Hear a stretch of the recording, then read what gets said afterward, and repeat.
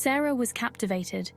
Her eyes widened as she took in the surroundings, every detail pulling her deeper into a world she had only read about in books. The moment she stepped inside the old apartment, she was transported to another era. The air was thick with the scent of aged wood and the faint aroma of lavender, a scent that seemed to have lingered for decades. High ceilings and long windows spoke of a time long gone. The architecture was a testament to a bygone era, where craftsmanship and attention to detail were paramount. Sunlight filtered through the antique glass, casting dancing patterns on the hardwood floor. The light seemed to play with the shadows, creating an ever-changing tapestry of light and dark. The air itself seemed thick with history, whispering secrets of the past. Dust particles floated lazily in the beams of light, each one a tiny fragment of the apartment's storied past.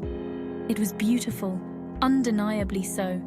The ornate decorations, though aged, still held a certain charm that was impossible to ignore. Yet, there was an underlying chill that ran down Sara's spine. It was as if the apartment itself was alive, watching her every move. The shadows in the corners seemed deeper than they should be. They loomed ominously, as if hiding secrets that were better left undiscovered. They shifted and pulsed, even when nothing moved. It was an unsettling sight, one that made her question her own senses. A faint scent of dust and something else, something unidentifiable, lingered in the air. It was a smell that hinted at stories untold, of lives lived and lost within these walls. The apartment had been empty for years, the landlady had told her, a bargain for such a prime location. The peeling wallpaper and antique furniture were remnants of its former glory. Now, Sara could see why. The sense of abandonment was palpable, almost as if the apartment itself was mourning its lost inhabitants. It wasn't just the age, the peeling wallpaper and the creaking floorboards. There was something more, something intangible that weighed heavily on her mind. There was a heaviness here, a weight that seemed to press down on her chest. It was as if the very air was thick with the memories of those who had come before. But Sara, ever the optimist, brushed off the unease.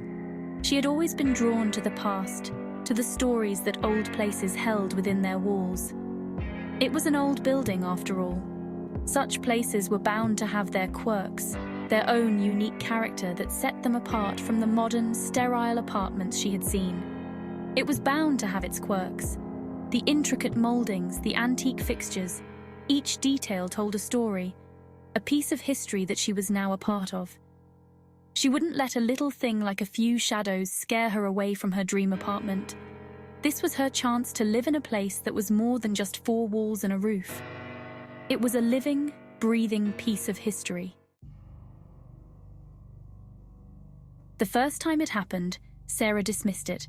She was unpacking boxes, surrounded by the comforting chaos of her belongings, when she heard it. A whisper, soft as a breath, barely audible. Her name.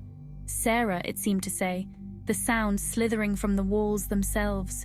She froze, heart pounding, and strained to hear. Silence. It must have been the wind, she reasoned, or the old pipes groaning. Old buildings were full of strange noises, but the whispers continued. They came at night, when the city outside was quiet, and the apartment was shrouded in darkness. They seemed to come from everywhere and nowhere at once, her name echoing around her. Sleep became a distant dream. Every creak of the floorboards, every rustle of leaves against her window sounded like footsteps approaching her door. Her reflection in the old, tarnished mirror seemed different somehow, her eyes wider, her face paler. She found herself drawn to old photographs, searching for clues, for any sign of what might be causing these whispers. She spent hours flipping through old books, reading by candlelight, hoping to find an explanation in the shadows that danced on the walls. Old letters forgotten in dusty drawers became her obsession.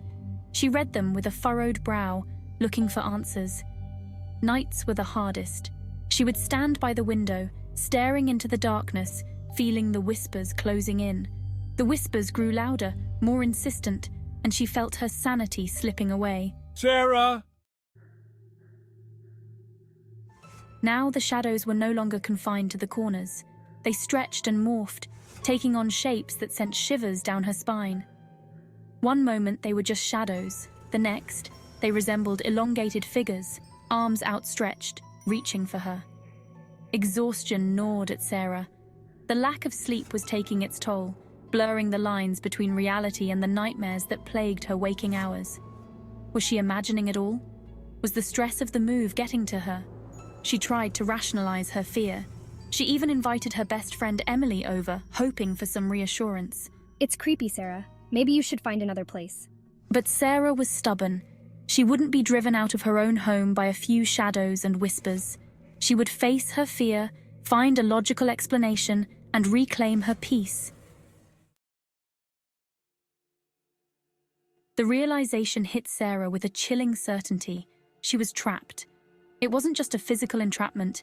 It was as if the very walls of the apartment were closing in on her, suffocating her spirit. Every attempt to leave the apartment led her back to the same dusty hallway, the same creaking floorboards, the same oppressive silence. She had tried everything. Each step she took echoed with a hollow finality, mocking her efforts. She had run, desperate and panicked, down the seemingly endless staircase, her heart pounding in her chest like a drumbeat of doom, only to find herself back on her own floor, the same eerie silence greeting her return, the scent of dust and decay clinging to her like a shroud. The air was thick with the musty smell of abandonment, as if the apartment itself had been forgotten by time.